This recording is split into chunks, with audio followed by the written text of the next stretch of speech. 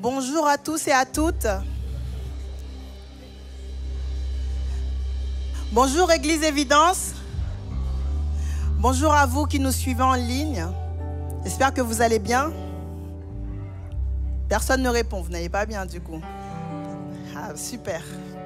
Est-ce que vous vous rappelez de la série que nous sommes en train de prêcher depuis quelques dimanches? Super. Et du coup, la semaine dernière, on a pu parler du fait que le pasteur était avant tout un berger et que du coup, nous sommes des brebis. Et ce matin, en fait, on va voir le ministère du docteur, de l'enseignant. Et du coup, on va parler du meilleur des enseignants, à savoir Jésus. En effet, Jésus a dû réaliser 2 fois le même miracle en présence de ses disciples afin de les enseigner. À 2 reprises, il a dû nourrir 2 foules immenses, simplement grâce à quelques pains et quelques poissons. Et on sait qu'à chaque fois, il y eut des restes. Et pourtant, à un moment donné, au même moment où il a réalisé ces miracles, avec ses disciples, il va se retrouver sur une barque et ils vont commencer, pendant qu'ils sont sur la barque, à s'inquiéter. Mais s'inquiéter pourquoi? Du fait qu'ils n'ont pas pensé à prendre assez de pain avec eux. Et regardez ce que Jésus, le meilleur des pédagogues, va leur répondre en fait lorsqu'il va comprendre en fait qu'ils sont en train de s'inquiéter pour ça. En Marc chapitre 8, du verset 17 à 21, il va leur dire: pourquoi raisonnez-vous sur ce que vous n'avez pas de pain? Êtes-vous encore sans intelligence et ne comprenez-vous pas? Avez-vous le cœur endurci? Ayant des yeux, ne voyez-vous pas? Ayant des oreilles, n'entendez-vous pas? Et n'avez-vous point de mémoire? Quand j'ai rompu les 5 pains pour les 5000 hommes, combien de paniers pleins de morceaux avez-vous emportés? 12, lui répondirent-ils. Et quand j'ai rompu les 7 pains pour les 4000 hommes, combien de corbeilles pleines de morceaux avez-vous emporté? 7, répondirent-ils. Et il leur dit: ne comprenez-vous pas encore? Et malheureusement, nous-mêmes, en tant qu'enfants de Dieu, on réagit parfois pareil. Parce qu'on trouve toujours des excuses face à nos situations. Souvent, on va dire: je n'avais pas compris. On va dire: je n'avais pas entendu. On va dire que telle chose est faite pour telle personne et pas pour moi. On va dire: je n'étais pas prêt. On va dire: c'est dur. On va dire: oui, je peux prier, mais en fait, on n'y croit pas forcément. Ou sinon, je dois d'abord m'occuper de telle chose avant de faire ça. En fait, il faut vraiment qu'on puisse prendre conscience que toutes ces excuses découlent tout simplement de la dureté de notre cœur. En fait, on est entêté, on n'est pas malléable, on n'est pas enseignable. On pense en fait que notre façon de voir certaines choses ou notre façon d'interpréter parfois certains passages de la Bible, en fait, c'est la meilleure. Malheureusement, cette manière de penser, cet état d'esprit nous fait passer à côté de ce que Dieu veut pour nous. Parce que ça nous maintient dans une forme de captivité. Ça nous maintient dans nos blessures. Et surtout, malheureusement, ça nous maintient aussi dans nos pensées limitantes. D'après ce que le pasteur a pu dire la semaine dernière, on est censé agir comme des brebis. On sait que les brebis sont obéissants. Les brebis obéissent. Les brebis écoutent la voix de leur berger. Les brebis clairement suivent leur berger. Il faut savoir aussi qu'en Matthieu 25, verset 31, il y a une comparaison qui est faite de la brebis avec le bouc. Le bouc, c'est un animal indocile, un animal indépendant. Un animal qui, clairement, n'a pas de berger, ne suit pas du tout le berger. Il n'en fait qu'à sa tête. Il faut savoir que Jésus est venu pour nous libérer en nous enseignant la vérité. Et dans la parole, il est écrit que vous connaîtrez la vérité et elle vous affranchira. Donc ce matin, j'aimerais vraiment nous dire, n'endurcissons pas nos cœurs en fait. Tout comme le peuple d'Israël qui a pu errer 40 ans dans le désert et on sait que malheureusement, ils n'ont pas pu rentrer dans la terre promise parce qu'en fait, ils étaient incrédules, ils avaient le cœur trop dur. Et j'aimerais dire à quelqu'un ce matin que malgré ton passé, je crois que ce matin, c'est l'occasion pour nous, encore une fois, de nous ouvrir. une occasion qui nous est offerte pour nous, pour accueillir l'enseignement de Dieu dans nos cœurs. Donc j'aimerais que l'on puisse se mettre debout afin de pouvoir s'analyser, afin de se poser plusieurs questions. Est-ce que vraiment mon comportement ressemble à celui d'une brebis? Est-ce que vraiment je laisse la parole me transformer? Est-ce que je laisse la parole me régénérer? Est-ce que j'entends ce que le Seigneur veut m'enseigner en fait? Est-ce que lorsque j'entends les témoignages des autres autour de moi, est-ce que lorsque même le Seigneur agit dans ma vie, est-ce que cela me transforme? Est-ce que cela change ma façon de voir les choses? Est-ce que cela m'incite à m'approcher encore plus de lui? Est-ce que je me laisse enseigner par sa parole? Ou sinon, est-ce que j'agis comme les disciples qui vont s'inquiéter alors qu'ils normalement ils n'avaient plus à s'inquiéter pour ça parce qu'ils ont vu comment le Seigneur Jésus, il a pu à 2 reprises nourrir des milliers de personnes avec très peu de choses. Lors du premier miracle, c'est eux qui sont allés voir Jésus. Lors du deuxième miracle, c'est Jésus qui leur a interpellé. Et leur réponse était, je ne sais pas comment on peut faire pour les nourrir. Et le Seigneur, comme il est doux, c'est un bon enseignant, il a encore opéré le miracle. Et malgré ça, leur cœur était endurci. Malgré ça, ils n'ont pas su saisir en fait qu'ils étaient avec celui qui est capable de tout, qu'ils n'avaient pas du tout besoin de s'inquiéter. Donc je vous demande maintenant, fermons nos yeux, de demander au Saint-Esprit d'ouvrir notre intelligence et que vraiment nous puissions nous débattre de notre chair, pour que nous puissions nous laisser enseigner par le Seigneur, pour que nous puissions aussi faire confiance aux personnes que le Seigneur met devant nous, qui sont là pour nous enseigner. Et merci Seigneur Dieu pour cette série, Seigneur Dieu, qui nous ouvre nos yeux spirituels, qui ouvre aussi notre intelligence, Seigneur Dieu Tout-Puissant. Nous avons besoin d'apprendre encore plus de toi, que nous ne soyons pas cachés derrière nos captivités, que nous ne restions pas derrière les murs qui se posent devant nous pour ne pas rentrer dans la destinée que tu as promis pour nous. Que vraiment Seigneur Dieu, nous puissions avoir soif d'apprendre encore plus de toi ce matin, que nous puissions tous, autant que nous sommes, accueillir ta parole dans nos cœurs ce matin et que nous puissions aussi la mettre en pratique, Seigneur Dieu. Tu nous connais, Seigneur Dieu. Personne, Seigneur Dieu, ne peut rester caché devant toi. Alors je te demande vraiment de disposer chacun de nos cœurs et que ton Saint-Esprit puisse prendre toute la place, Seigneur Dieu. Merci, Papa. Amen. Alléluia. Seigneur, nous nous adressons à toi ce matin comme à notre Papa. Comme à notre Papa. Comme à notre Père chéri. Et nous pouvons te faire confiance parce que c'est toi qui vas nous guider. C'est toi qui vas nous montrer toute la vérité. Et nous voulons nous présenter à toi avec ce cœur rempli d'amour pour toi. Nous voulons répondre à ton amour. Nous voulons te dire, Seigneur, conduis-nous encore, parle-nous encore. Nous sommes là pour toi ce matin. Alléluia.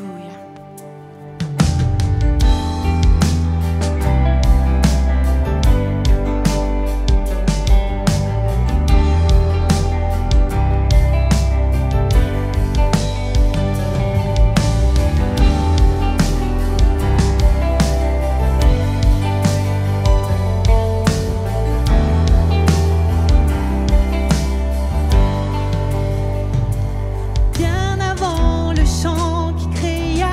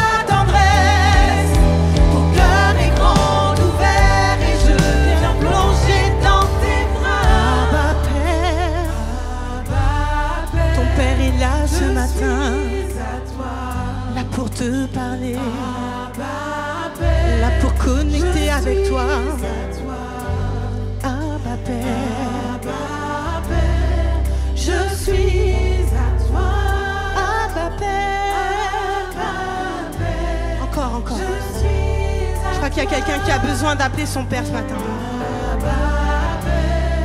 Je suis à Nous toi. sommes tes enfants, Seigneur. Je suis à toi. Nous acceptons de nous laisser guider. Je suis à toi. Abba Père. Je suis à toi. Abba Père. Est-ce qu'on peut entendre l'église? Est-ce qu'on peut entendre l'église? Je suis. Je suis. Abba Père. Je suis à toi. Abba Père. Mon papa. Toi qui me connais mieux que moi-même. Merci pour les chemins de paix. Merci pour la réconciliation. Je suis à toi. Abba Père. Je suis à toi. Abba Père. Abba Père. Je suis émerveillé. Je suis saisi par l'immensité de ton amour pour moi. Abba Père, si grande est ta tendresse, Ton cœur est grand ouvert et je viens plonger dans tes bras. Abba Père, Abba Père, je suis émerveillé, je suis dépassé par ton saisi amour. par l'immensité de ton amour pour moi. Abba Père, Si grande est ta tendresse, ton cœur est grand ouvert et je viens plonger dans tes dans tes bras. bras. Abba Père, Je suis à toi. je viens à toi Seigneur, Abba Père, simplement je suis comme un à enfant. Abba Père, Abba Père, merci pour ta présence ce matin. toi. Abba Père, Abba Père, je suis à toi. Alléluia. Alléluia. Nous t'élevons, Seigneur. Tu es notre Père, mais tu es le grand Dieu de l'univers. C'est ça le paradoxe. C'est que c'est notre papa, mais c'est le grand Dieu de l'univers. Et c'est une des raisons pour lesquelles aussi on peut lui faire confiance. C'est celui qui a créé tout l'univers. C'est celui dont la sagesse était présente avant qu'il y ait un seul atome de cet univers. On nous dit dans les proverbes que la sagesse de Dieu se promenait au-delà de la surface des eaux. Si celui qui a tout agencé, tout créé, tout designé, te dit j'ai un plan pour toi, est-ce que tu vas lui faire confiance? Alléluia. Nous voulons t'élever ce matin. Tu es saint, Seigneur. Et nous voulons contempler cette sainteté. Alléluia. Oh, prends place ce matin. Alléluia. Prends toute la place ce matin. Du plafond jusqu'au sol, prends toute la place, Seigneur. Prends nos cœurs, prends nos vies.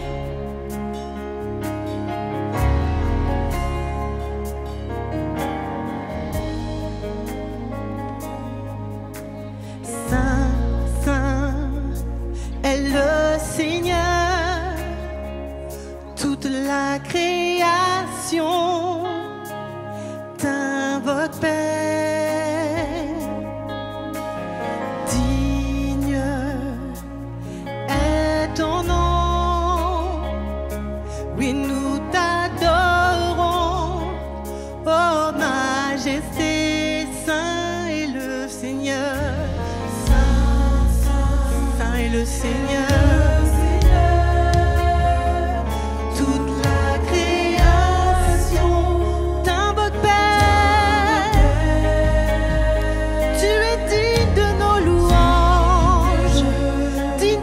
Adoration, digne de notre amour et de nos hommages.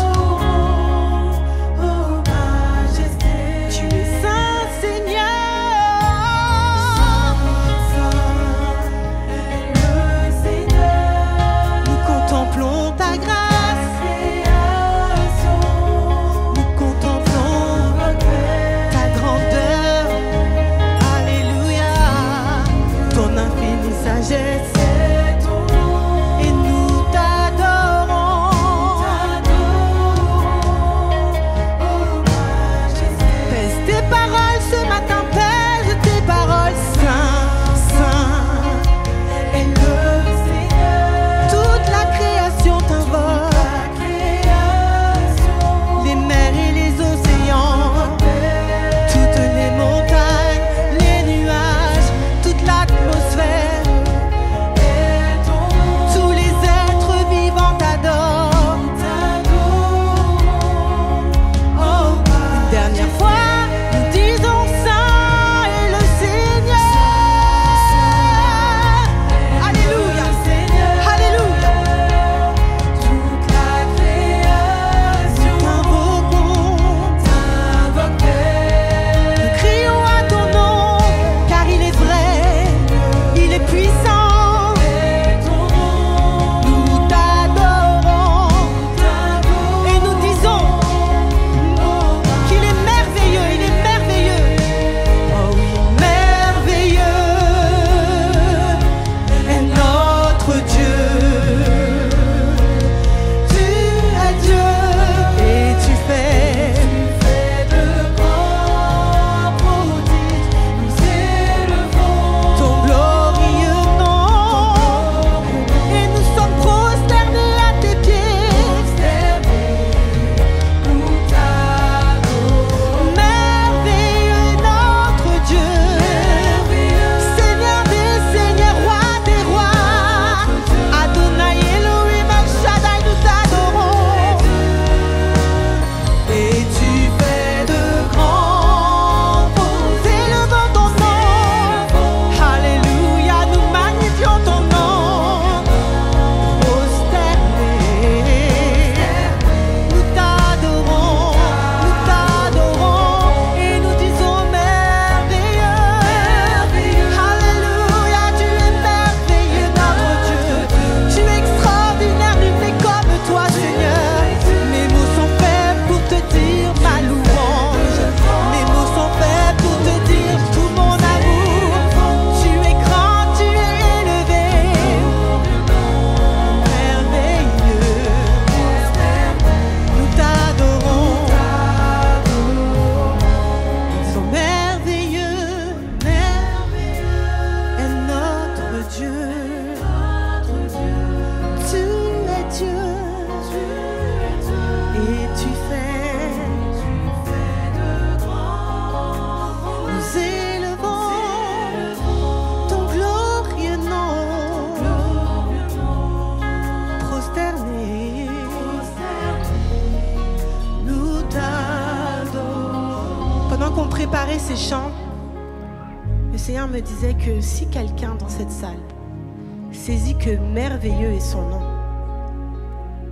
alors les choses que disent ce chant vont se concrétiser dans sa vie. Il y a des moments comme ça où tu dois saisir les paroles, où elles doivent se cimenter dans ton cœur. Parce que peut-être que tu attends des choses que tu n'as pas encore vues. Et je ne vais pas les énumérer ce matin. Toi, tu sais ce que tu attends. Mais si tu le chantes de tout ton cœur, si tu le crois et tu scelles ces paroles dans ton cœur, alors le merveilleux plan de Dieu, le merveilleux Seigneur qu'il est, va pouvoir s'emparer de tout ce que tu lui donnes pour créer de grands prodiges pour toi. Est-ce que tu es avec nous pour saisir ces paroles par la foi? Alors je t'invite, on va reprendre. Et cette fois-ci, mets-y tout le poids de tes espoirs. Mets-y toute ton espérance, parce qu'il est ce Dieu-là, le Dieu qui entend tes cris. Merveilleux est notre Dieu. Tu es Dieu. Et tu fais. Il fait de grandes choses pour toi maintenant, dès maintenant. Nous élevons. C'est ta foi là qui est en œuvre. Ton glorieux nom, prosterné, nous t'adorons. C'est merveilleux. Peut-être que tu as besoin de te souvenir par le passé, comme il t'a déjà conduit, béni, guidé, porté. Il n'a pas changé. C'est le même Dieu. Nous élevons ton glorieux nom. Plus tu élèves Dieu, plus tu grandis son nom. Plus plus tout ce qui t'accable diminue. Merveilleux, merveilleux, merveilleux. Et notre Dieu, notre Dieu, notre Dieu, il veut être notre Dieu. Et tu fais de grands prodiges. Nous élevons. Élève Dieu au-dessus de ta vie, au-dessus de tes problèmes, de tes difficultés. Élève-le. Je suis désolée, je vais rester dessus parce que l'Esprit de Dieu me dit de rester dessus. Merveilleux. Et notre Dieu, et notre Dieu. Tu es Dieu.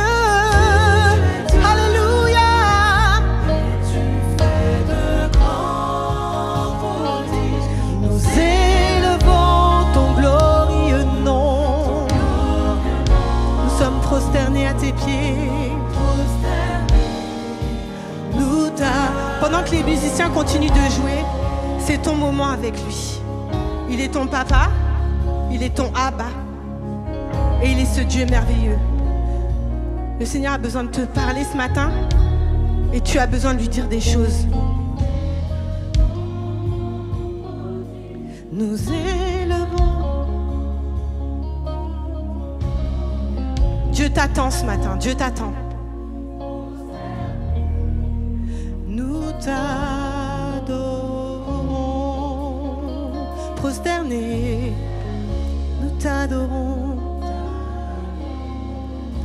Et nous sommes prosternés à tes pieds. Nous t'adorons, nous t'élevons. Alléluia. Prosternés, nous t'adorons. Alléluia, alléluia, alléluia. Alléluia. Alléluia. Seigneur, trouve des cœurs ouverts ce matin. Trouve des cœurs ouverts ce matin. Alléluia. Trouve des cœurs ouverts pour toi ce matin. Trouve des cœurs reconnaissants ce matin. Alléluia. Alléluia. En église, nous nous levons ce matin pour adorer son nom. En église, nous nous levons contre les difficultés, contre l'adversité. Nous choisissons de t'adorer quand même. Nous choisissons de te louer quand même. Et nous le ferons, non pas avec notre force, mais avec ta force, Seigneur. Et ce matin, notre direction, c'était ce verset. Toi, suis-moi. Toi, là, suis-moi. Quand Jésus répondait à Pierre qui disait « Mais Seigneur, qu'est-ce qui va arriver à Jean? Lui, là, qu'est-ce qui va se passer dans sa vie ?» Le Seigneur l'a recadré et lui a dit « Écoute, c'est pas ton problème ce qui se passe avec Jean. » Et ce matin, j'ai envie de te dire, peu importe ce qui se passe avec ton voisin ou ta voisine, ce qui compte, c'est toi. Toi, Évidence Home, suis-le. Alors, je vous invite à vous lever ce matin et à prendre position pour qu'en Église, d'un commun accord, nous fassions ce pas pour chanter, que l'Église se lève, que nous avons compris qu'il nous appelle. Alléluia.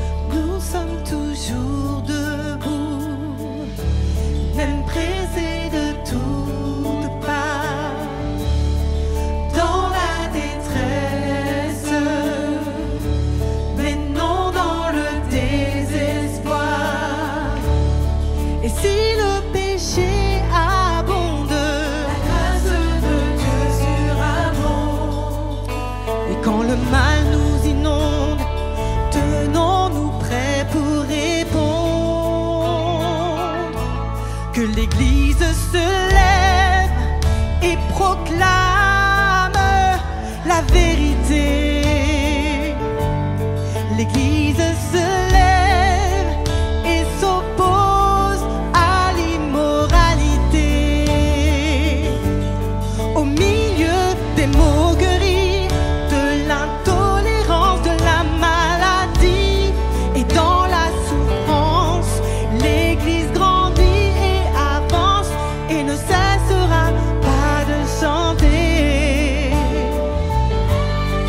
Dieu est toujours Dieu. Dieu est toujours Dieu. Digne de louange. Digne de louange. Et il sera toujours Dieu. Amen. Nous sommes son peuple et nous chantons ses louanges et nous n'arrêterons jamais. Dieu est toujours Dieu. Dieu est toujours Dieu. Digne de louange. Digne de louange. Et il sera toujours Dieu.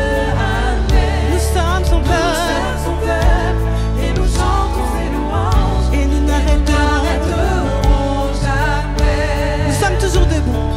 Nous sommes toujours debout, même pressés de toutes parts, Et dans la détresse, dans la détresse, mais non dans le désespoir. mais non dans le désespoir.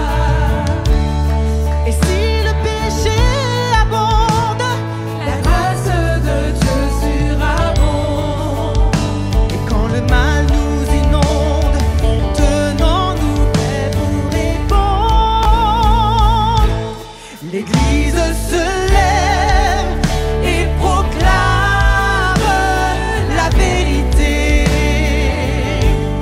L'Église se lève et s'oppose à l'immoralité. Au milieu des moqueries, de l'intolérance, de la maladie et dans la souffrance, l'Église grandit et avance et ne cessera pas de chanter que Dieu est toujours Dieu, Dieu est toujours Dieu. digne de louange. Digne de louange. Et il sera toujours Dieu. Amen. Nous sommes son peuple. Sommes son peuple Et et nous nous chantons ses louanges. Dieu est toujours Dieu. Dieu est toujours Dieu. Digne de louange.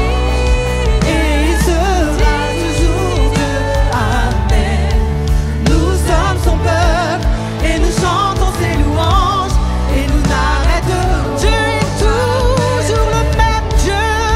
Dieu est toujours Il ne Dieu. change pas. Digne de Il est louange. toujours le même.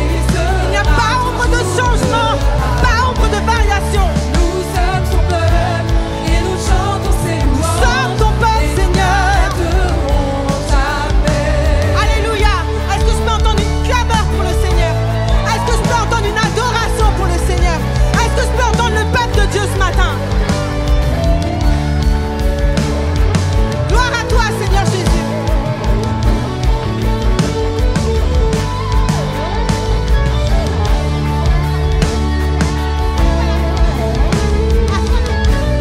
À toi la gloire.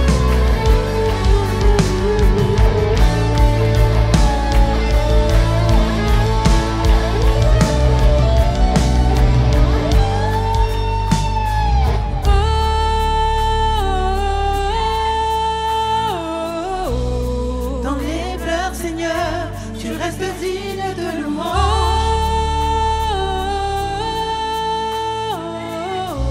Dans les persécutions, tu restes digne de louange.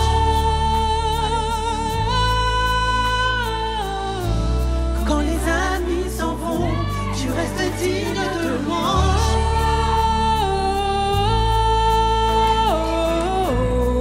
Dans les épreuves, tu es digne de louange. Dans les pleurs, Seigneur, tu restes digne de louange. Dans les persécutions, tu restes digne de louange. Quand les amis s'en vont, tu restes digne de louange. Alléluia. Quand les amis s'en vont, tu restes digne de louange. Et dans les épreuves aussi. Et dans les épreuves, tu es digne de louange. Dans les épreuves, tu es digne de louange. Dans les épreuves, tu es digne de louange.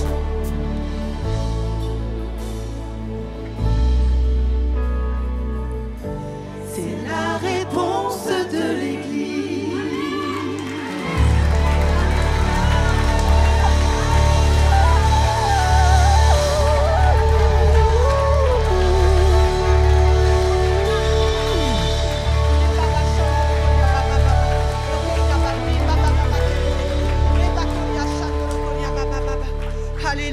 prendre ce dernier chant pour sceller ce en quoi nous croyons, pour professer notre foi. Parce que, en fait, c'est ce que nous devons faire dehors, devant l'adversité, la persécution, tout ce qu'on vient de chanter. C'est d'être ferme de notre assurance que Dieu est le Père, Dieu est le Fils et Dieu est le Saint-Esprit. Nous croyons dans la résurrection. Nous croyons que Christ est mort, mais ressuscité le troisième jour. Nous le croyons fermement. Et c'est ce qui fait de nous des chrétiens, des petits Christ. Ce ne sont pas des discours, des paroles en l'air. C'est chevillé au fond de nous, scellé au fond de nous.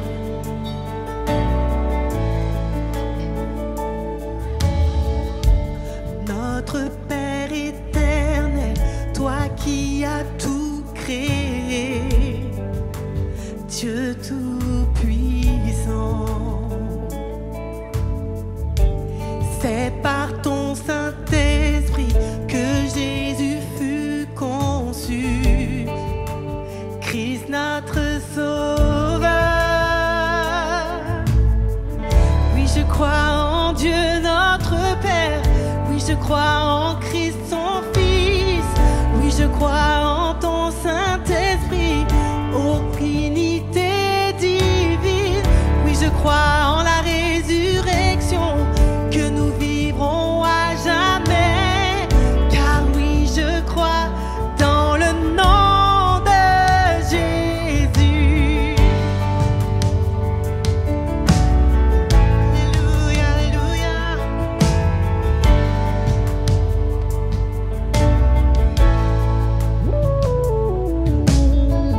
Notre juge et défense, tu souffris à la pardon est en toi. Le pardon est en toi.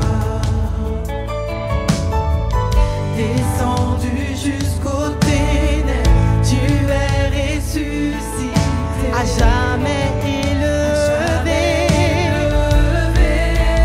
Oui, je crois en Dieu notre Père.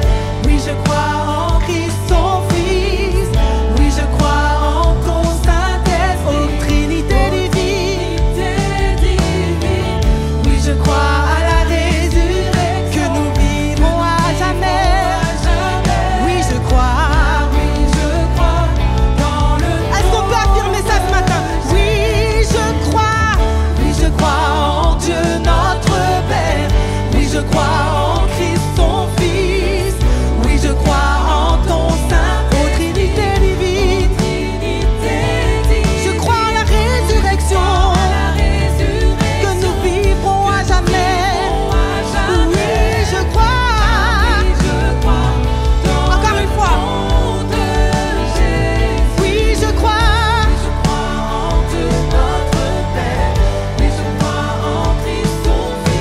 Fortifie-toi ce matin. Fortifie-toi dans ces paroles. Oui, je crois que nous vivrons à jamais. Oui, je le crois. Dans le nom de Jésus. Quand tu prononces ces paroles, et ce sera mon dernier mot, parce qu'après il va falloir chanter, mon ami. Il va falloir chanter. Quand tu crois dans ces paroles, ne pense pas que c'est juste des notes qu'on envoie dans l'atmosphère. Tu libères quelque chose.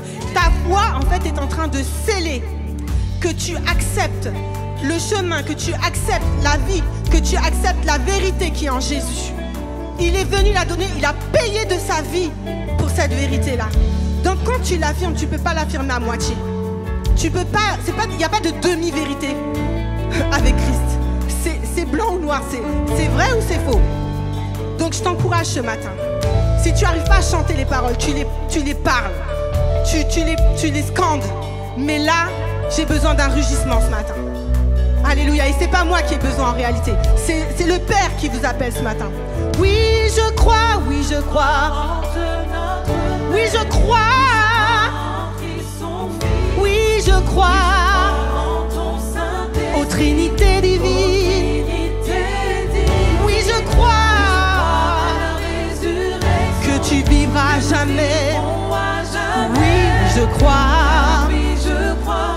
Dans le nom de oui, je crois. Oui, je crois en Dieu notre Père. Oui, je crois.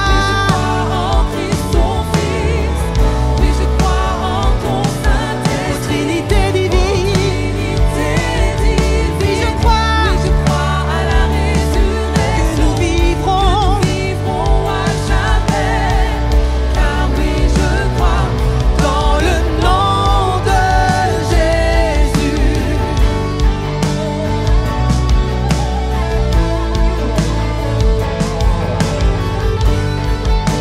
Oui, je crois.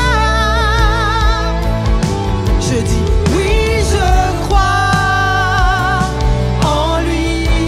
Et oui, je crois. oui, je crois qu'il est vivant.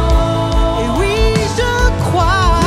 Je crois que Jésus est Seigneur. Oui, je crois. Et oui, je crois en lui. Et oui, je crois. Je crois qu'il est Alléluia, il est vivant. Oui, je crois que Jésus est Seigneur. Une dernière fois, allez tous ensemble. Oui, je crois en Dieu notre Père. Oui, je crois en Christ son Fils. Oui, je crois en ton Saint-Esprit, ô Trinité divine. Oui, je crois à la résurrection, que nous vivrons à jamais. Oui, je crois Car oui, je crois dans le nom de Jésus. Alléluia.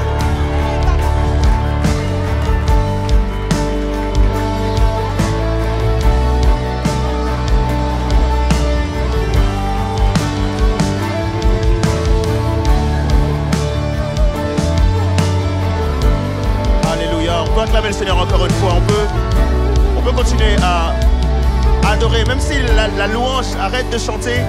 Mais je crois que le peuple de Dieu a envie de louer le Seigneur d'une certaine manière. Est-ce qu'on peut entendre le peuple de Dieu louer Dieu? Alors on peut le faire en tapant des mains, on peut le faire en scandant son nom, on peut le faire en l'élevant. Alléluia. Est-ce qu'on peut prendre un temps de louange spontané là, juste maintenant? Le Seigneur, on te glorifie parce que nous croyons en toi. Nous croyons que tu es la vie. Nous croyons que tu es la résurrection et la vie. Nous croyons que, Seigneur Dieu, nous vivons par toi et pour toi. Nous croyons, Seigneur Dieu, que si nous sommes là, c'est grâce à toi. Nous croyons que tu es plus que vainqueur. Et en toi, nous sommes plus que vainqueurs. Nous croyons, Seigneur Dieu, que nous sommes des enfants de ton peuple. Nous croyons que ton esprit habite et vit en nous. Nous croyons, Seigneur Dieu, que tout ce que tu as prévu pour nous se réalisera. Nous croyons, Seigneur Jésus, roi des rois, que tu es notre Seigneur. Il n'y a pas d'autre comme toi. Nous croyons que toi seul est digne de recevoir louange, honneur et gloire pour l'éternité. Nous croyons, Seigneur Dieu, oui, que tu es mort, mais que tu es ressuscité. Tu sièges à la droite de Dieu et nous sommes avec toi dans la gloire, Seigneur Dieu. Alors nous t'acclamons, nous scandons ton nom, nous louons ton nom, nous exaltons ton nom. Nous disons que tu es digne. Alléluia. Ouais, Seigneur, tu es digne de gloire. Alléluia. Alléluia. Dis à quelqu'un, si tu es mort dans la salle, réveille-toi. Il y a quelqu'un qui a besoin de se réveiller ce matin. Il y a quelqu'un qui a besoin de pousser un cri de joie dans la présence de Dieu. Alléluia. Alléluia. Alléluia.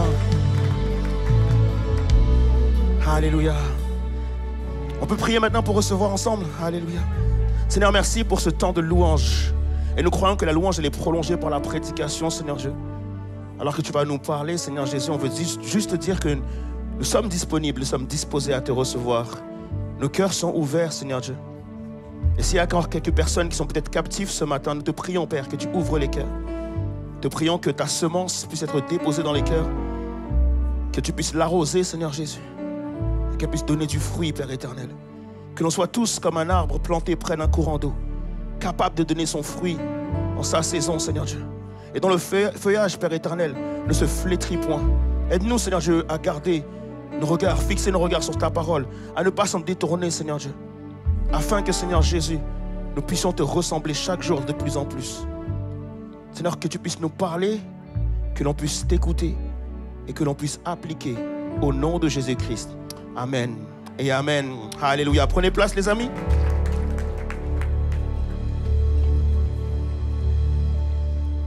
Les amis, est-ce que ça va?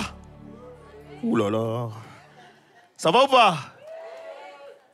Ça fait plaisir d'être là ce matin. J'espère que tout le monde va bien. Est-ce que tout le monde est prêt à entendre la parole de Dieu? Alors, on continue notre série. On n'a pas fini notre série. Il nous reste encore 2 ministères. On va en aborder un ce matin. Du coup, on est dans la série des 5 ministères. Est-ce qu'on est d'accord? Tout le monde est là? OK. Est-ce que quelqu'un peut me rappeler le texte, s'il vous plaît, sur les 5 ministères? Éphésiens. Combien? 5? 6? On joue l'auto? 7? Éphésiens 4, ok? Éphésiens 4, le verset 11, on va le lire ensemble, s'il vous plaît, tu peux afficher les diapos? Éphésiens 4, 11, il nous dit quoi? Et il a donné les uns comme apôtres, les autres comme prophètes, les autres comme évangélistes, les autres comme pasteurs et docteurs. Pourquoi? Pour le perfectionnement des saints, en vue de l'œuvre du ministère, et de l'édification du corps de Christ, jusqu'à ce que nous soyons tous parvenus à l'unité de la foi et de la connaissance du Fils de Dieu, à l'état d'homme fait, à la mesure de la stature parfaite de Christ, afin que nous ne soyons plus des enfants flottants et emportés à tout vent de doctrine par la tromperie des hommes et par leur ruse dans les moyens de séduction, mais que, professant la vérité dans la charité, nous croissions à tous égards en celui qui est le chef, Christ.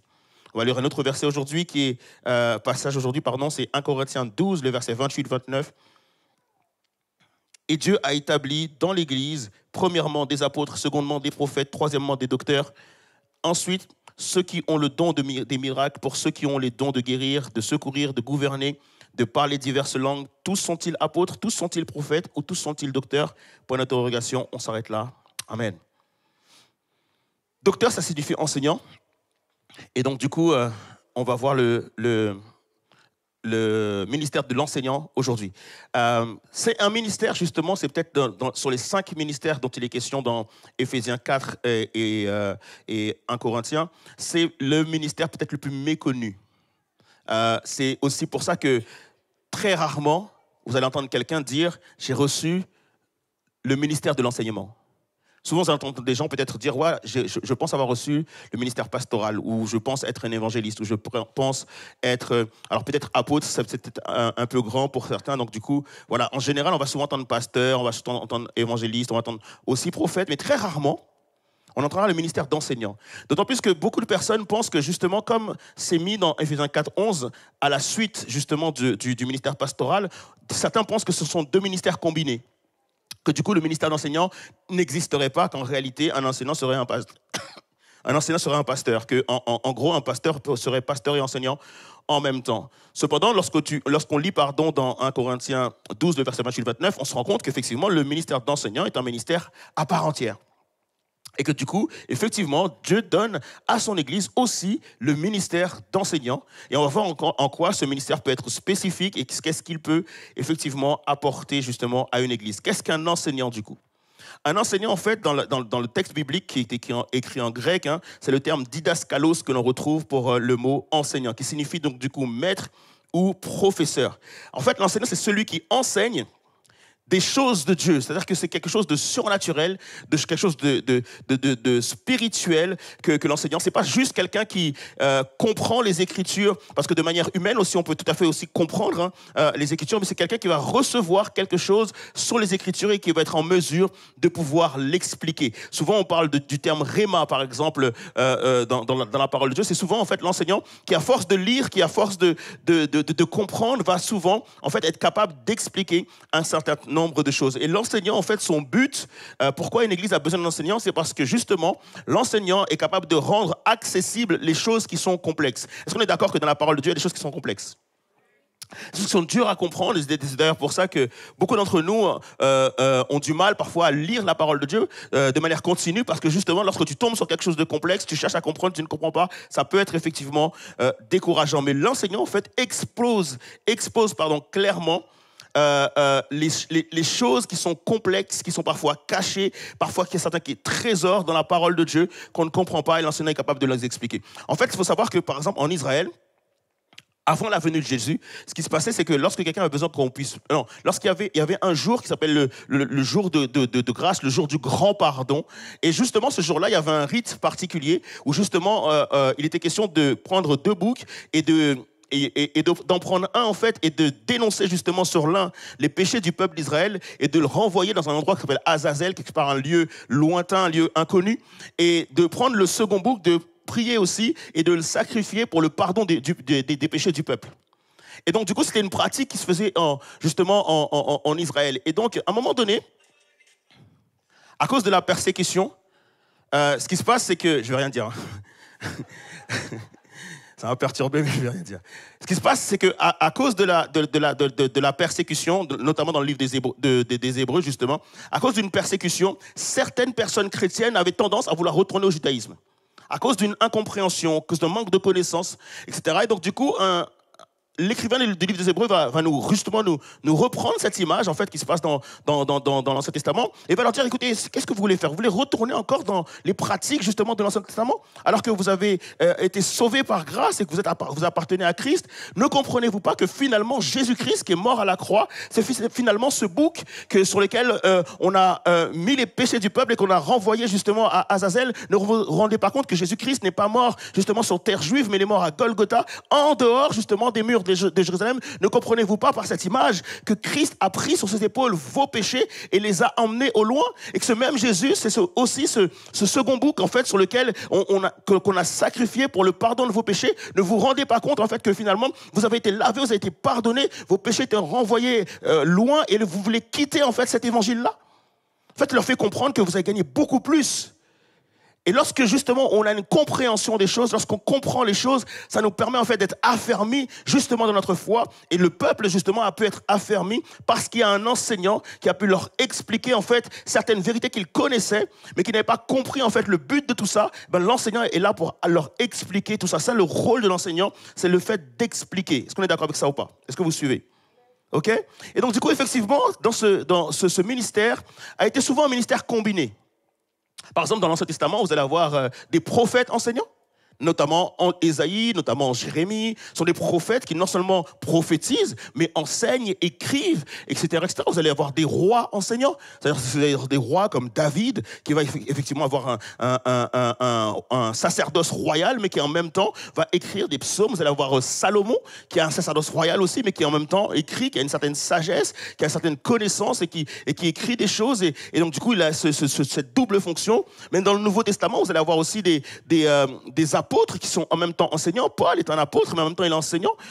Et donc du coup, souvent ce rôle est combiné. Et des fois, on peut croire qu'il est tout le temps combiné, mais alors qu'il peut être un rôle à part entière, notamment dans le Nouveau Testament. Vous avez un homme qui s'appelle Apollos, qui est un enseignant pur et dur.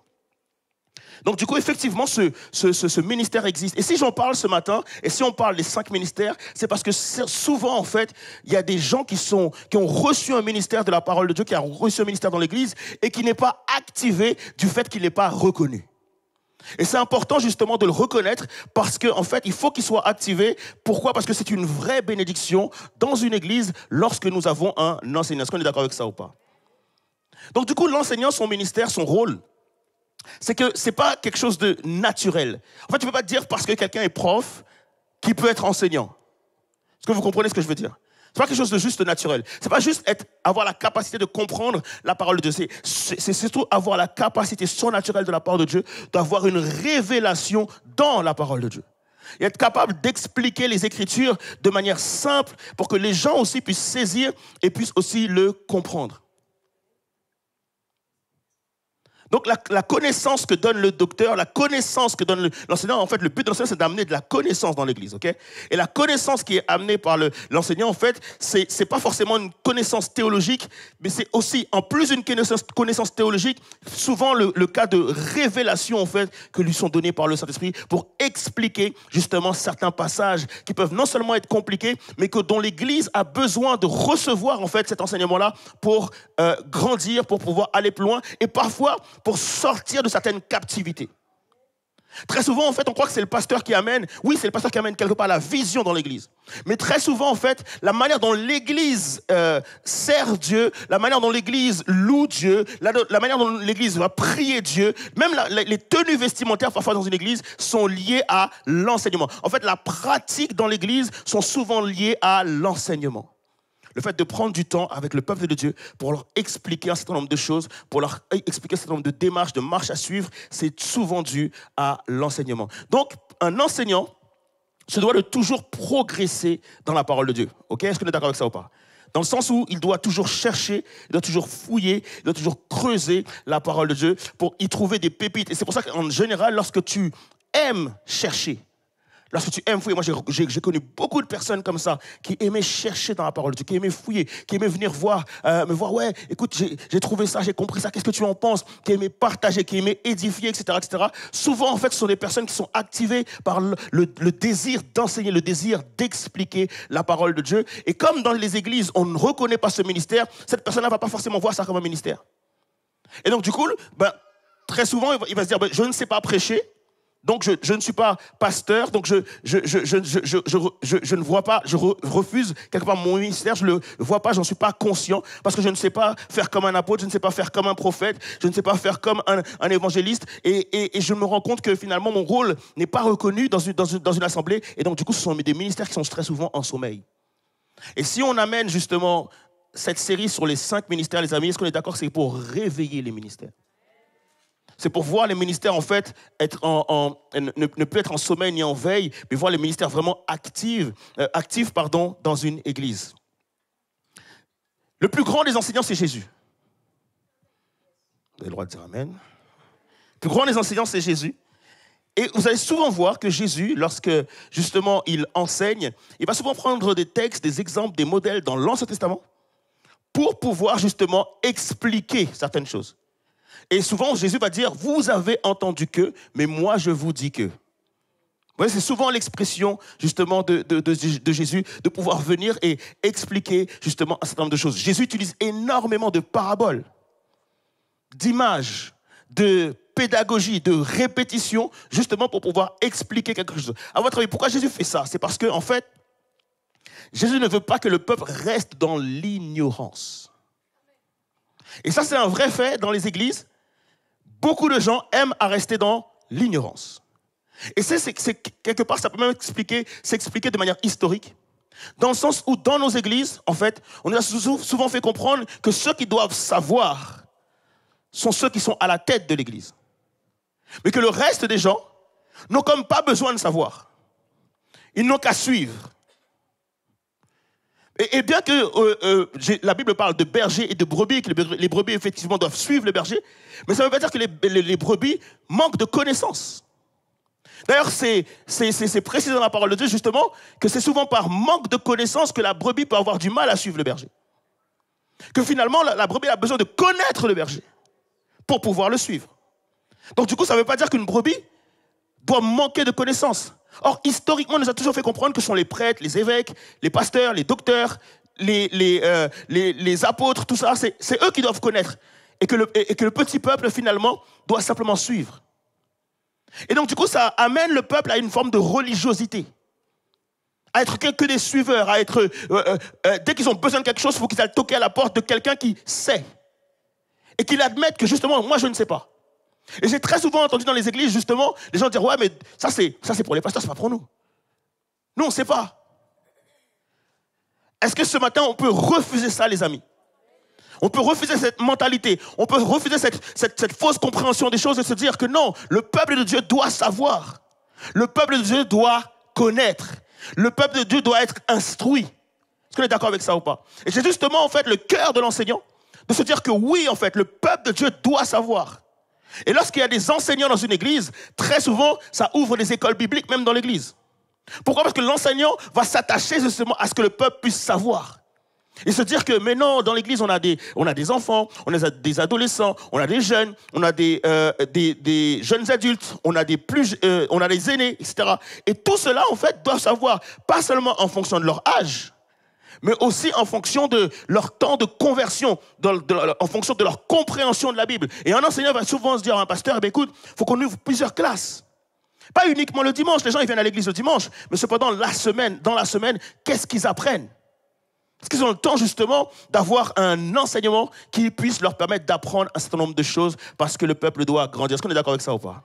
Donc le rôle même d'un enseignant, on va lire ensemble 1 Corinthiens 3, le verset 6-9, où c'est Paul qui parle et il dit, voilà, moi j'ai planté. Paul c'est un apôtre. Donc il dit, moi j'ai planté. Et après il dit, Apollos a arrosé. Et Apollos c'est un enseignant. Mais Dieu a fait croître. Après, il va donner tout plein d'images par rapport au fait de planter, d'arroser, etc., etc. Mais ce que nous comprenons par là, c'est qu'il est dit à la fin de ce verset, du verset 9, il dit « Car nous sommes ouvriers avec Dieu. » Et il dit « Vous êtes le champ de Dieu, l'édifice de Dieu. » Et donc, du coup, autant un pasteur voit un peuple comme un troupeau, comme des brebis qui doivent paître, autant un enseignant voit plutôt les gens comme un champ qu'il doit arroser.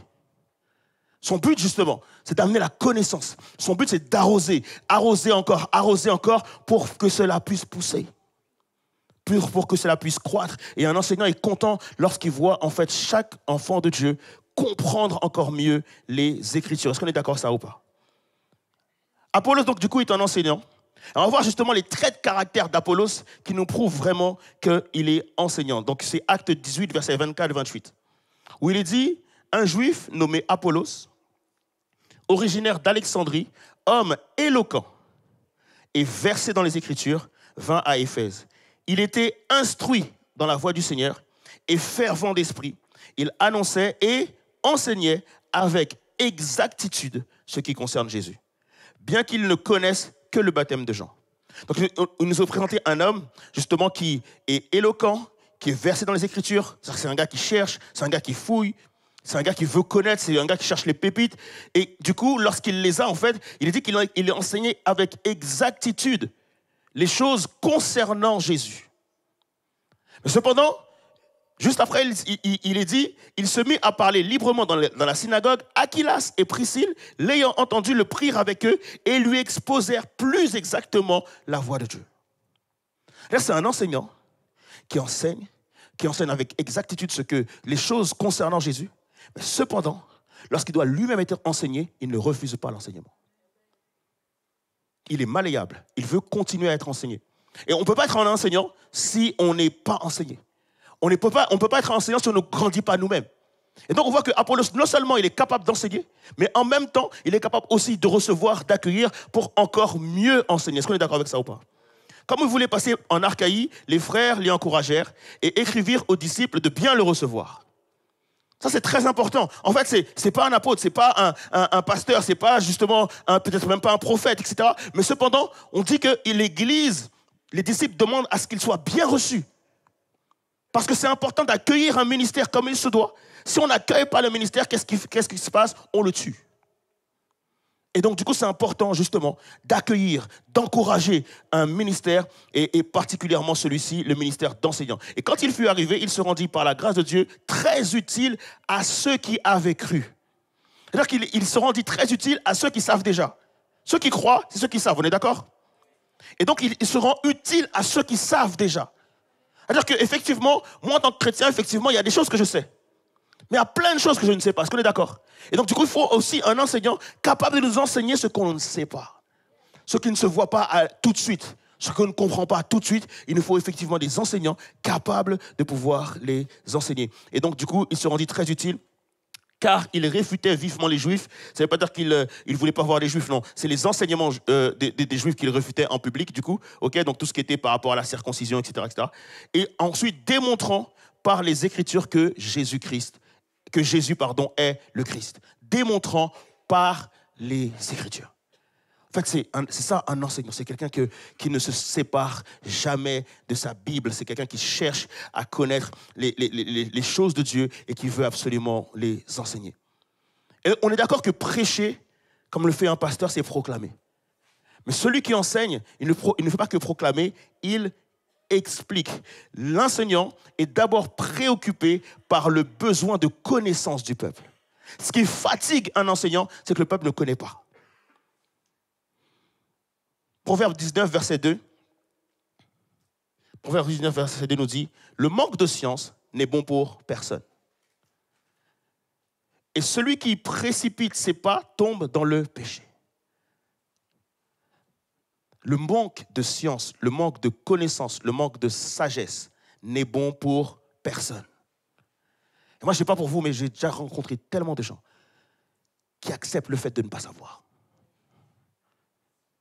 Je ne sais pas si vous voyez ce que je veux dire ou pas.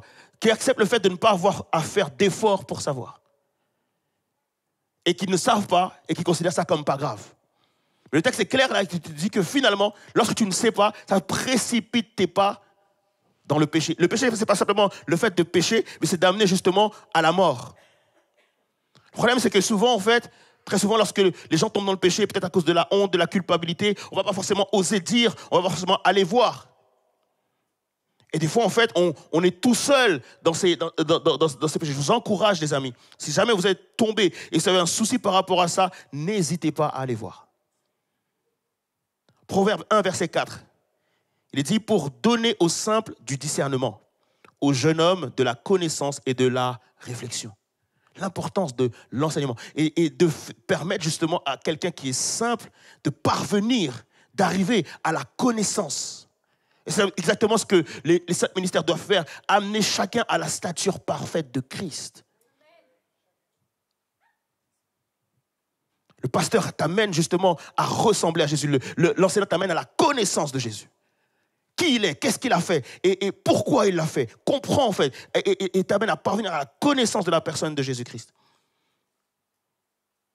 L'enseignant veille à ce que l'Église sorte de la religiosité, à toujours répéter les mêmes choses, toujours faire la même chose, toujours être au lait, toujours à chercher, effectivement, Dieu est amour, Dieu nous aime, etc., que le Saint-Esprit nous accompagne, etc. Et ça, c'est des vérités bibliques et c'est très important.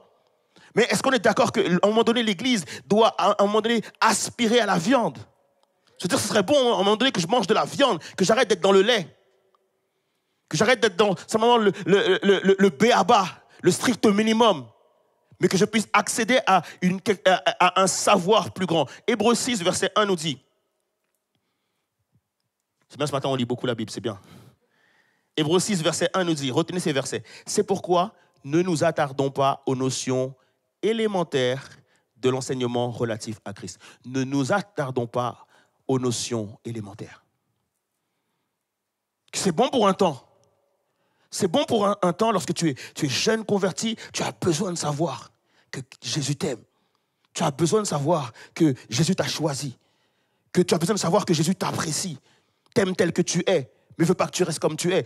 Toutes ces prédications sur la personne de ce qui est relatif au Christ, qui est venu mourir sur la croix pour toi, que si tu étais le dernier à vivre sur la terre, il serait mort quand même. Tu as besoin de savoir ça.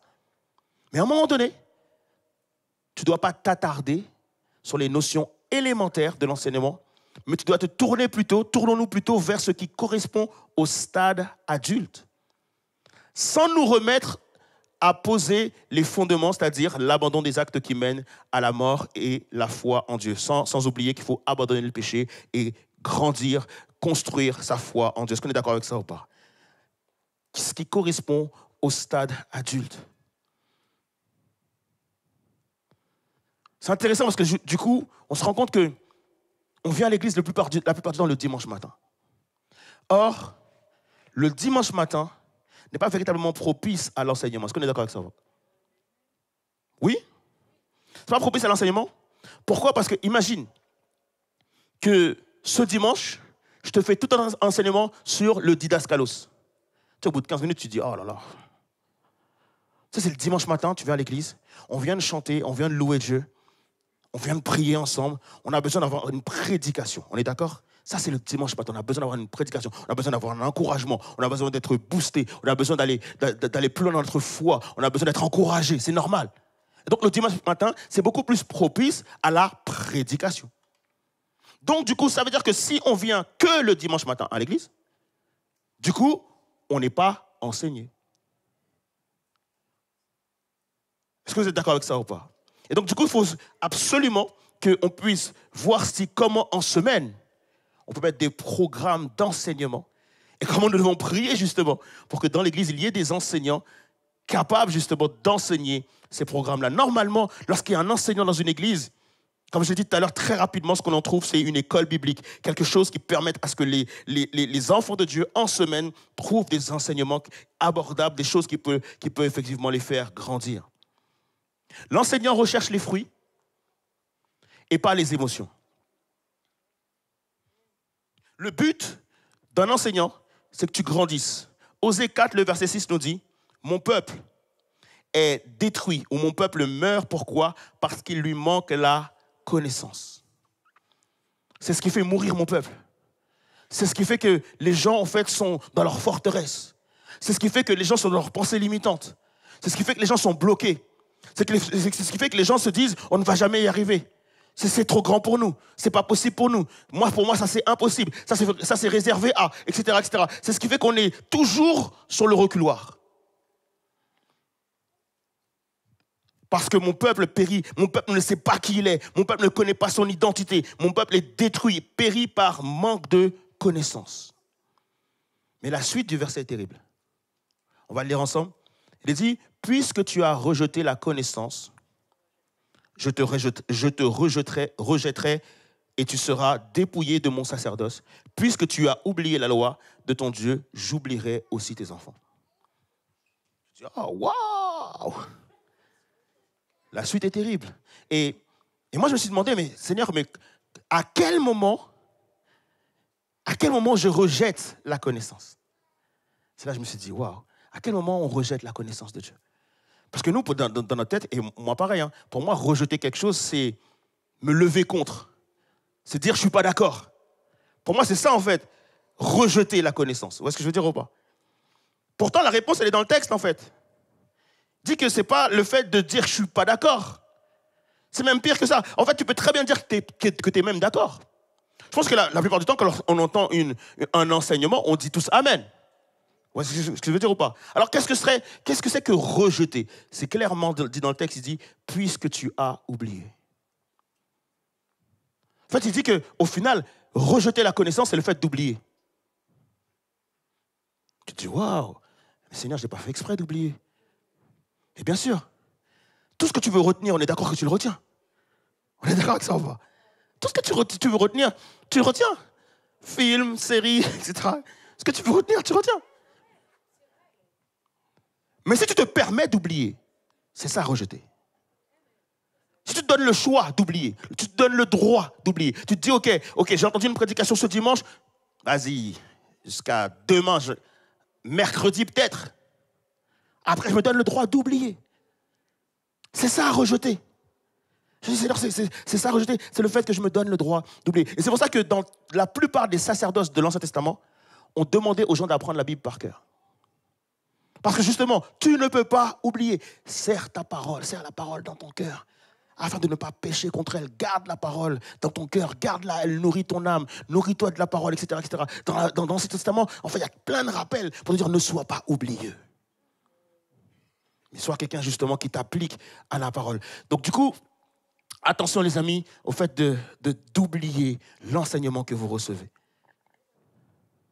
Ensuite, l'enseignant fait face aux fausses doctrines. Donc là, je vais ouvrir un petit volet là. Faire face aux fausses doctrines.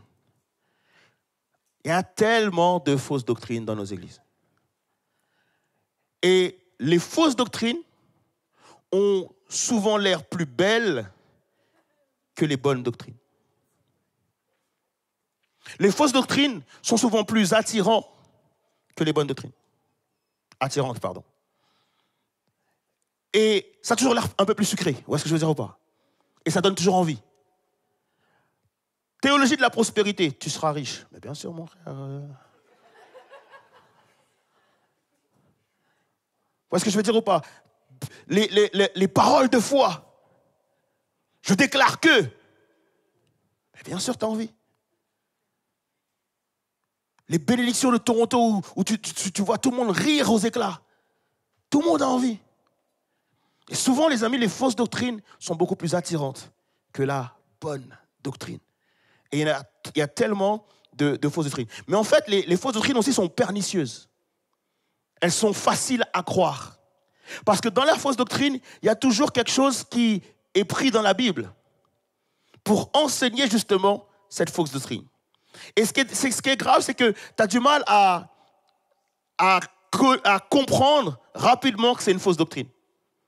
Je vais prendre un exemple. On avait un exemple ce week-end avec mon épouse. On rigolait de ça. Mais en même temps, les fausses doctrines, c'est trop bizarre. Je vais vous raconter. Je crois que c'est une vidéo qu'on avait partagée ensemble et qu'on regardait ensemble. En fait, la fausse doctrine, c'est quoi? C'est qu'à un moment donné, il y a une personne qui prêche et elle dit c'est pas normal que les hommes se mettent à genoux pour demander la main aux femmes. Okay, tout le monde dit Surtout ceux qui l'ont fait, ok? C'est pas bon, c'est bizarre, c'est bizarre. Et la personne continue en disant que la Bible dit que femmes, soyez soumises à vos maris. C'est pour ça que les hommes ne doivent pas s'agenouiller devant les femmes. Ok? Ok. Ok. Je sens que le public est partagé. D'accord. Je sens qu'il y en a qui se disent waouh, vas-y, fausse doctrine. Mais il y en a certains qui se disent peut-être que. Vous voyez ce que je veux dire ou pas? En fait, c'est pernicieux. Automatiquement, c'est un texte de la parole de Dieu. Tu as l'impression que c'est vrai. Tu as l'impression que c'est possible. Et là, qui va peut-être prier ce soir en disant Seigneur, je te demande pardon parce que je me suis mis à genoux. Mais on en rigole, les amis. Mais c'est prêché dans une église. C'est-à-dire qu'il y a des gens qui vont suivre ça. Et donc, il y a des fausses doctrines dans les églises pour lesquelles il faut vraiment faire attention.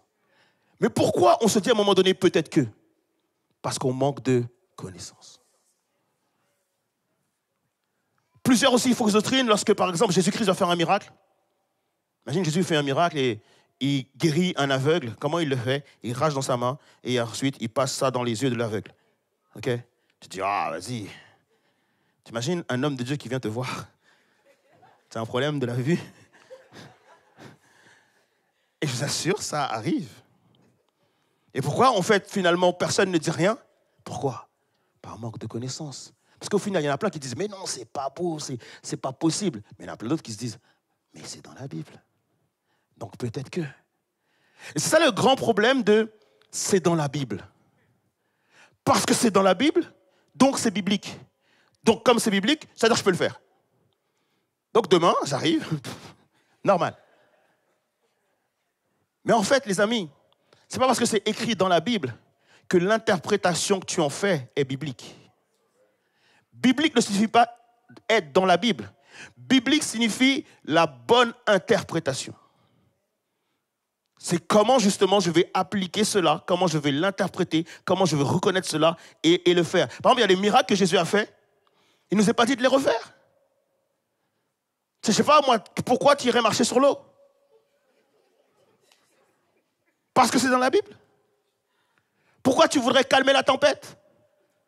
Parce que c'est dans la Bible. Pourquoi tu voudrais faire exactement ce que Paul ou Pierre ou les apôtres ont fait? Parce que c'est juste dans la Bible. À aucun moment, il est dit dans la Bible que tu dois refaire cela. D'ailleurs, ce qui est terrible, c'est que souvent, on fait ce que Jésus ne nous demande pas de faire. Mais on ne fait pas ce que Jésus nous demande de faire. Tenez, c'est quoi les 2 commandements de Jésus? Voilà, tout le monde va dire, aimez-vous les uns les autres. Aime Dieu de tout ton cœur. Ça, c'est dans les 10 commandements, ce n'est pas les commandements de Jésus. Ça, c'est ce que Jésus reprend. Mais ce ne sont pas les commandements de Jésus. Ce ne sont pas les plutôt que commandements. Quelles sont les directives de Jésus? Qu'est-ce que Jésus demande de faire? Ok, j'en entends un. Il faut être courageux. J'en entends un. Allez, faites de toutes les nations des disciples, les baptisant au nom du Père, du Fils et du Saint-Esprit. Ça, c'est le premier de Jésus. Le deuxième, c'est quoi? Courageux, on est courageux, on est là. La Sainte Seine, ok? C'est le deuxième de Jésus. Et c'est ça qu'on se rend compte, on voit qu'on est dans toute une église, on n'est pas tous au fait que les 2 directives de Jésus, c'est aller faire de toutes les nations des disciples, et c'est la Sainte Seine. Et ça, c'est pourquoi? Pourquoi? Parce que par manque de connaissances. Et c'est important, justement, d'apprendre à connaître, parce que justement, quand tu connais, tu sais ce qu'il faut appliquer. C'est ce qui est dit dans le texte, pour pouvoir refuser les fausses doctrines. Donc, il faut toujours, lorsqu'on lit la Bible, privilégier l'expérience, privilégier l'enseignement plus que l'expérience. Privilégier l'enseignement plus que le miracle. Parce que souvent, Jésus va faire un miracle parce qu'il y a un enseignement qu'il veut que tu comprennes. Il y a quelque chose sur lequel il veut t'ouvrir les yeux, beaucoup plus que le miracle. Tu sais, par exemple, le miracle où justement Jésus a parlé à la tempête. Quand tu te dis, oh là là, le miracle, Jésus a parlé à la tempête s'est arrêtée, c'est incroyable, c'est ça que je dois retenir. Non. Ce que tu dois retenir, c'est que Jésus, juste avant ce miracle, avait dit aux disciples, passons de l'autre bord. C'est ça qu'on doit retenir. Lorsque Jésus vient te voir et te dit, en dépit des circonstances qui sont devant toi, en dépit des problèmes que tu as, en dépit des échecs de ta vie, je t'ai dit, passons de l'autre bord, c'est ça que tu dois retenir. Parce qu'il n'y aura pas toujours une tempête. Peut-être tu seras un peu perdu. Moi, je me rappelle à une certaine époque, alors là, un truc, il y a longtemps, lorsque les gens dans le métro, ils demandaient justement alors c'était souvent pour les gens qui ne savaient pas forcément lire, et ils demandaient, mais comment je fais pour reconnaître telle ou telle station? On leur donnait une image dans la station. Mais tu sais, dans toutes les stations, il y a cette image. Tu fais comment? Vous voyez ce que je veux dire ou pas? Et c'est des fois, en fait, l'ignorance qui est terrible. Et donc, du coup, Jésus a fait ça lors d'une tempête. Mais peut-être que pour moi, demain, ce n'est pas une tempête que j'aurai. Peut-être que c'est un problème financier que je vais avoir. Peut-être que c'est un problème avec un de mes enfants. Peut-être que c'est un problème avec ma femme. Peut-être que c'est un problème avec l'église ou quoi que ce soit. Ça peut être multiples problèmes. Donc moi, si je m'en réfère que à la tempête, je vais faire comment? Seigneur, calme la tempête, calme la tempête, calme la tempête. Et Jésus, peut-être, il me dira, non, je ne vais pas calmer la tempête, mais traverse quand même. Et donc si tu retiens justement que l'image de la tempête, tu passes à côté de l'enseignement. Donc c'est important justement de privilégier l'enseignement. Cherche toujours quel est l'enseignement qu'il y a derrière les miracles, les guérisons, etc. Les miracles, c'est fait pour nous inspirer, nous rappeler que Dieu est grand, nous rappeler que Dieu est merveilleux, et que quoi qu'il arrive, Dieu est miraculeux, il peut faire des miracles quand il veut. Mais cependant, ce que nous devons retenir surtout, c'est quel est l'enseignement qu'il y a derrière cela. Est-ce qu'on est d'accord avec ça ou pas? Surtout qu'on est d'accord que finalement, lorsque on est en captivité, lorsqu'on vient à Christ, on est captif. Et on vient à Christ, on donne notre vie à Jésus, mais on a encore des captivités. On a encore des mensonges. On a encore des pensées limitantes. On a encore des choses qui nous font parfois marcher à reculons. On a encore un manque de confiance, même en Dieu. On a encore plein de choses, effectivement, pour lesquelles nous sommes bloqués. Et justement, l'enseignement, c'est pour nous libérer finalement de tout ça. Est-ce qu'on est d'accord avec ça ou pas? On va aller plus loin, on va presque terminer.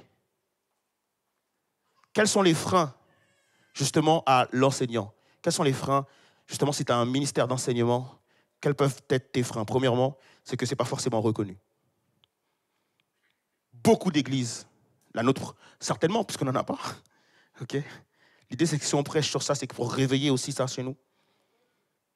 C'est que finalement, ce n'est pas reconnu. Il n'y a peut-être pas forcément de sous, mais c'est toujours d'abord parce que ce n'est pas reconnu. Et donc, il y a beaucoup d'enseignants qui laissent mourir leur ministère parce que ce n'est pas reconnu. Alors, je veux vraiment, si tu as à cœur l'enseignement, si tu penses avoir reçu le ministère d'enseignant, que l'on puisse le reconnaître aujourd'hui. Est-ce qu'on est d'accord avec ça ou pas? Deuxièmement, c'est la dureté des cœurs. C'est Jésus, le meilleur des enseignants, qui dit « Vos cœurs sont durs ». Et c'est Dieu qui dit au peuple d'Israël « En fait, vous êtes des enfants rebelles, vous avez le cou raide ». Et ça, c'est le cas de nous tous. Nos cœurs sont durs. On a peine à croire. On a peine à voir. On a peine à accueillir. On a peine à faire confiance. On a toujours je ne le sens pas trop. Ou bien, par exemple, on est tous en église, là, on est tous réunis et on dit tous Amen. Mais quand tu rentres chez toi, tu es confronté à ton problème. Tu te dis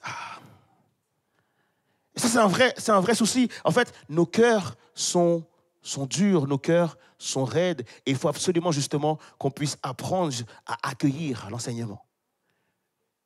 Vous savez, les disciples, à un moment donné, justement, ils sont en train de dire à Jésus, mais Seigneur, tu ne comprends pas, nous, on voudrait pouvoir répudier nos femmes, est-ce que c'est possible? Et Jésus va leur dire, non. Ça, c'est Moïse qui avait fait ça. Pourquoi? À cause de la dureté de vos cœurs. Mais ce n'est pas ce que Dieu veut. Dieu veut qu'un homme et une femme, et que ce soit pour la vie. Ils se disent, sérieux? Dureté du cœur. Et c'est important, justement, de comprendre que nous devons avoir le cœur doux, malléable, enseignable, pour pouvoir effectivement grandir. Et après, le troisième, c'est parfois de la faute de l'enseignant. Parce qu'en fait, lorsque tu es enseignant, il faut que tu sois aussi capable d'enseigner des choses qui sont adaptées aux gens. Si un jour un pasteur m'invite dans une église baptiste et qu'il me dit, ou que je sais que dans cette église-là, le parler en langue, ça non, on ne pratique pas, c'est pas notre tasse de thé et tout ça. Et puis que moi j'arrive et tout. Prenons nos Bibles dans 1 Corinthiens 12. En ce qui concerne les dons spirituels, je ne veux pas que vous soyez ignorants. Ce n'est pas adapté. Les gens ne vont pas accueillir cela. Les gens vont être fâchés, les gens vont être frustrés. Je vais être une cause de scandale dans l'église, ce n'est pas bon. Vous voyez ce que je veux dire? Si dans une église, je vois que toutes les personnes, toutes les femmes ont un voile. Je ne vais pas arriver pour leur dire, ouais, en fait, vous n'avez rien compris. En fait, le texte que Paul voulait dire. Non, ce n'est pas adapté. Et ça, c'est important, justement, si je suis enseignant, de demander au pasteur, justement, qu'est-ce que tu voudrais que j'enseigne? Sur quoi de quoi ton peuple a besoin? De quoi tu penses que ce qui serait utile, justement, à ton assemblée pour que je puisse l'enseigner, pour pouvoir enseigner quelque chose qui soit approprié. Est-ce qu'on est d'accord avec ça ou pas? Parfois, c'est un manque de maturité dans une église et on ne veut pas arriver avec un enseignement trop fort par rapport à l'église. Et c'est important justement de pouvoir se dire, OK, je vais enseigner en fonction de là où se trouve effectivement l'église. On va terminer avec ça. Pourquoi, à votre avis, pourquoi à notre avis, il nous faut des enseignants? On pourrait se dire, finalement, on n'en a pas, tant pis, c'est pas grave. Mais on s'est rendu compte que chacun des 5 ministères avait un rôle précis. On verra la semaine prochaine l'évangéliste. On sentait que le prophète avait cette capacité justement d'amener l'église dans le surnaturel. De leur dire, attention les amis, Dieu parle. Vous ne voyez pas, mais Dieu parle. Prenons le temps de prier, prenons le temps de chercher la face de Dieu. Et Dieu parle dans le surnaturel. Le pasteur, c'était vraiment de dire, écoutez, non, les amis, vous pouvez changer, vous pouvez vous améliorer, vous pouvez grandir, paître le troupeau. Mais l'enseignant a un rôle particulier dans une église, c'est de libérer les captifs. Ça, c'est le rôle de l'enseignant. Te libérer de tes captivités. Et c'est pour ça qu'on a besoin d'enseignants. Parce qu'on est tous dans des forteresses. On est tous dans des forteresses. Parfois, ça a été à cause de faux enseignements. Je connais des gens qui, effectivement, ont été dans la théologie de la prospérité, qui, malheureusement, ont vendu maisons, ont vendu des choses, des voitures, pour avoir, finalement, le million. Il ne leur reste plus que leurs yeux pour pleurer.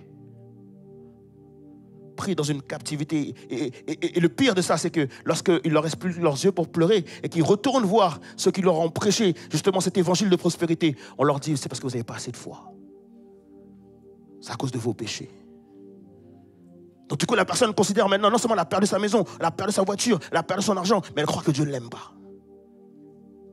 On est captifs, on est bloqués. Les personnes qui ont reçu des enseignements en leur disant que finalement, vous avez peut-être un démon chez vous. Vous avez peut-être un démon sur vous. Pourquoi? Parce que la personne a été malheureusement dans des cycles. Et au lieu de délivrer la personne comme il se doit, on leur dit, c'est parce que le démon est chez toi. Le démon est en toi. La personne est dans une captivité.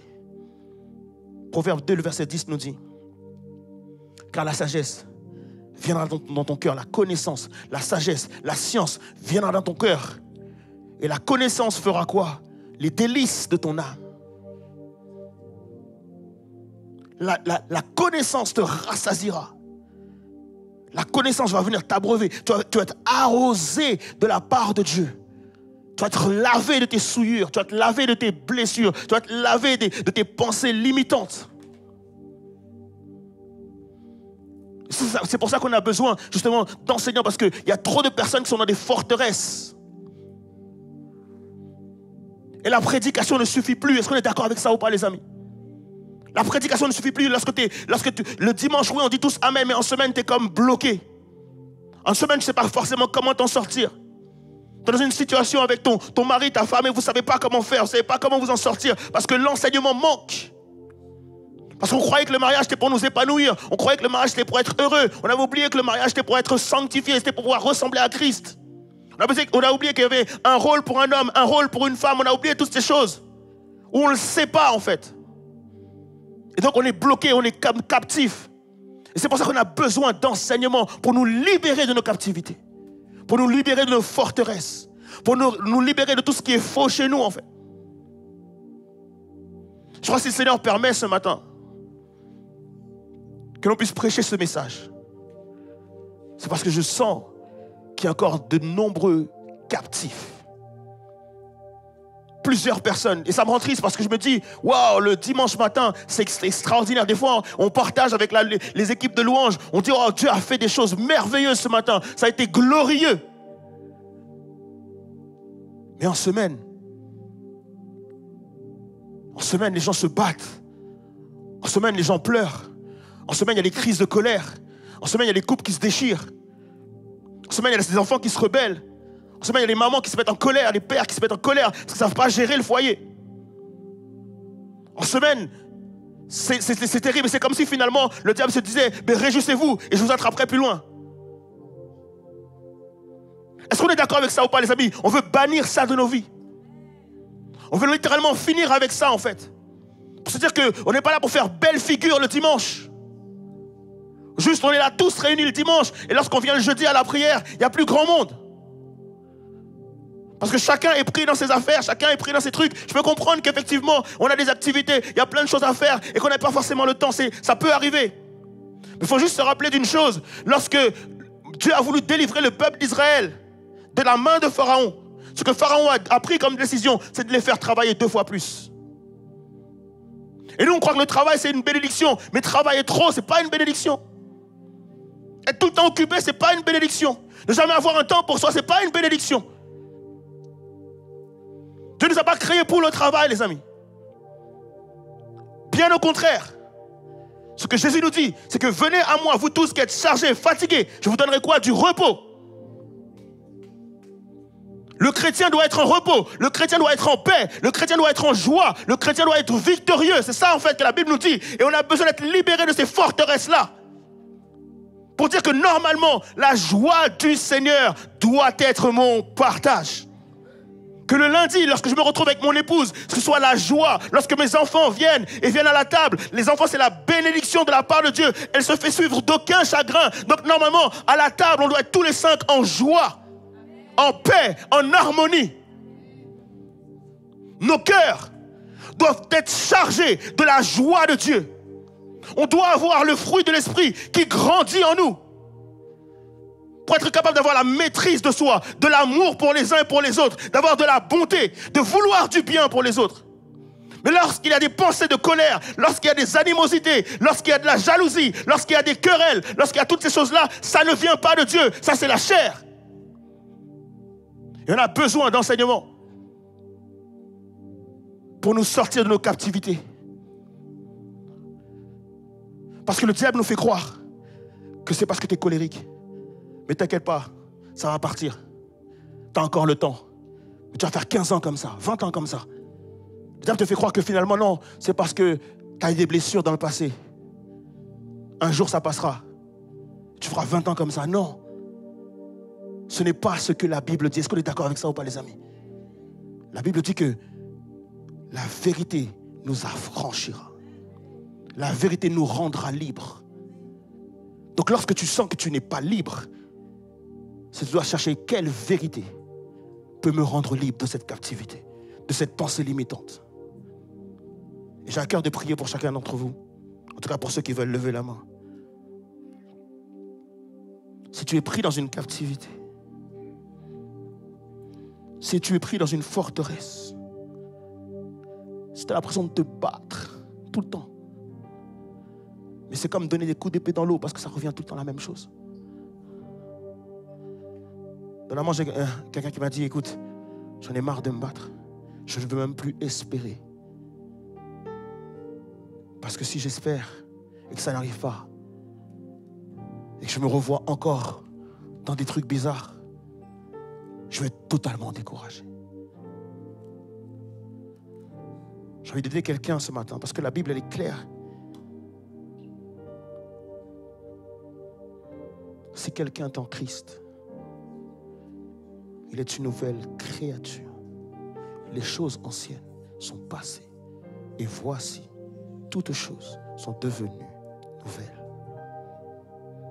Je vais encourager d'autres personnes encore. Si tu es en Christ, tu es une nouvelle créature. Les choses anciennes sont passées. Voici, toutes choses sont devenues nouvelles. Si aujourd'hui tu le crois, crois-le pour aujourd'hui, crois-le pour demain, crois-le pour après-demain, crois-le pour mercredi. Reçois ça pour aujourd'hui. Ne sois pas oublieux, mais déclare sur ta vie, je suis une nouvelle créature. Les choses anciennes sont passées. Voici toutes choses sont devenues nouvelles. Ça veut dire que maintenant, je vais m'efforcer tous les jours à rechercher uniquement les choses d'en haut qui nourrissent mon esprit et qui me rappellent quelle nouvelle créature je suis, qui me rappellent les choses que je ne dois plus dire, les choses auxquelles je ne dois plus penser, les choses que je ne dois plus faire, les choses que je ne dois plus voir comme auparavant. Maintenant, je suis quelqu'un de neuf. Je suis une nouvelle créature. Les choses anciennes sont passées. Voici toutes choses sont devenues nouvelles. Tu as eu peut-être des problèmes, des blessures dans le passé, mais toute chose en Christ est nouvelle. Est-ce qu'on peut prier ensemble? Alléluia. Alléluia.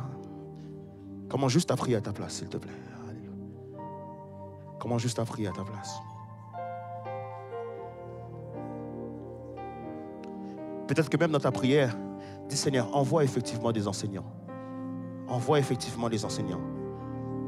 Rends-toi compte que le pasteur tout seul, il ne peut pas tout faire. Envoie, Seigneur, s'il te plaît, des enseignants. Prie sur les choses pour lesquelles tu as besoin d'être enseigné. Je ne sais pas si vous vous rendez compte, mais toutes les personnes qui souffrent financièrement. Imagine qu'il y avait un enseignant là pour t'enseigner sur les finances, ce que la Bible dit sur les finances, et débloquer cela pour que les gens ne soient pas dans la captivité par rapport aux finances. Prie par rapport à ça. Prie par rapport à ça. Le Seigneur va mettre sur le cœur de quelqu'un, alléluia, d'être un enseignant dans la finance. Dans le nom de Jésus, je crois que Dieu veut débloquer en fait des personnes ce matin. Dieu veut débloquer des situations. Il y a tellement de choses pour lesquelles le peuple périt, tellement de choses dans lesquelles tu es dans les forteresses. Tu rampes à terre et Dieu veut te relever ce matin. Dieu veut te relever ce matin.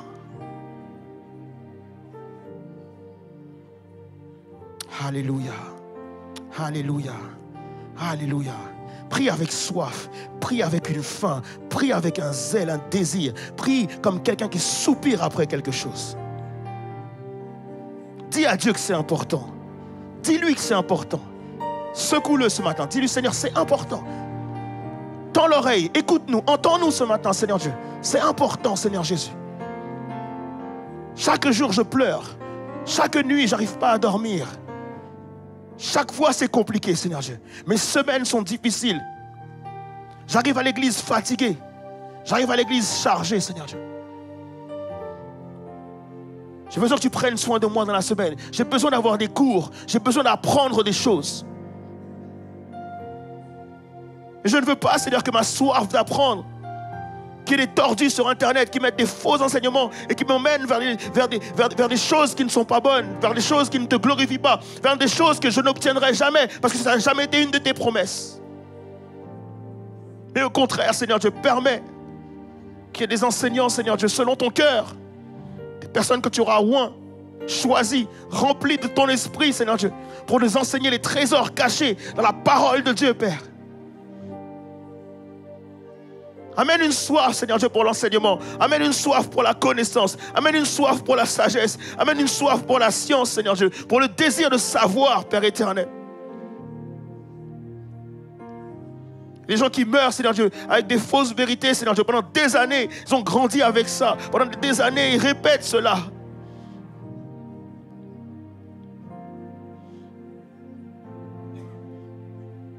Trop de personnes sont dans des cycles à cause des faussetés, Seigneur Dieu. Et ce matin, Père éternel, nous comptons sur toi, sur ta grâce, Père. Comptons sur ta grâce, Seigneur Dieu. L'Église a besoin d'enseignants, Seigneur Jésus. On a besoin d'une école biblique, Seigneur Dieu. On a besoin d'un endroit pour apprendre. On a besoin d'un lieu pour apprendre. On a besoin d'un lieu pour grandir. On a besoin d'un lieu pour savoir. Sur tous les sujets, sur tous les domaines de notre vie, on a besoin d'apprendre, on a besoin de comprendre. On a besoin de savoir quoi faire, Seigneur Dieu. Parfois, on raconte nos vies à quelqu'un qui nous racontent des choses erronées et malheureusement on y croit. Malheureusement on s'y accroche. On est déçu. Et parfois on est déçu de toi, alors que c'est juste un manque de connaissance. D'avoir de l'appétit pour la connaissance, Seigneur Dieu. Qu'on cesse de mourir, qu'on cesse, Seigneur Dieu, de ne pas grandir, qu'on cesse d'être au lait, et qu'on puisse désirer la viande, qu'on désire à être adulte, qu'on désire, Seigneur Dieu, à savoir comment réfuter les choses. Alors merci, Saint-Esprit. Merci de libérer ce matin. Merci de restaurer. Merci de renouveler. Merci, Seigneur Dieu, de libérer, Père éternel. Dans le nom de Jésus. Alléluia. Alléluia. Alléluia. Alléluia. Alléluia. Alléluia. Merci, Jésus. Que toute la gloire te revienne, Papa. Au nom de Jésus-Christ. Amen et Amen. Que Dieu vous bénisse, les amis.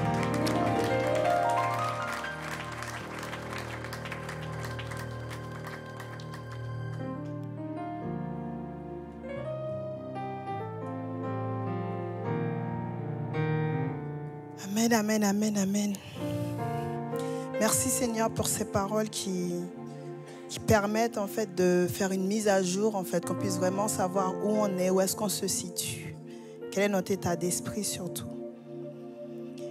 Et ça me fait vraiment penser à, enfin c'est pas que ça me fait penser à ça, mais pour vraiment rester dans cet état d'esprit continuellement, il faut vraiment qu'en tant qu'enfant de Dieu, on puisse se répéter continuellement ce verset qui se trouve en 2 Corinthiens 10, verset 5. Je vais vous le lire. Nous renversons les raisonnements et toute hauteur qui s'élève contre la connaissance de Dieu et nous amenons toute pensée captive à l'obéissance de Christ. Pardon.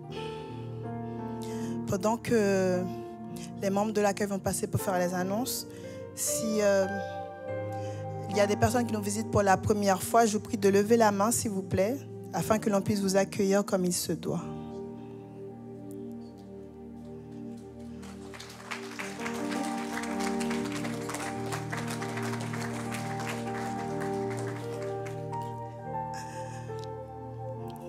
Merci à vous qui nous avez suivis en ligne. Je vous souhaite une très bonne semaine et surtout, comme le pasteur a pu le dire, mettez en pratique cette parole, gardez-la en vous afin qu'elle puisse vraiment vous construire. Que Dieu vous bénisse. À la semaine prochaine.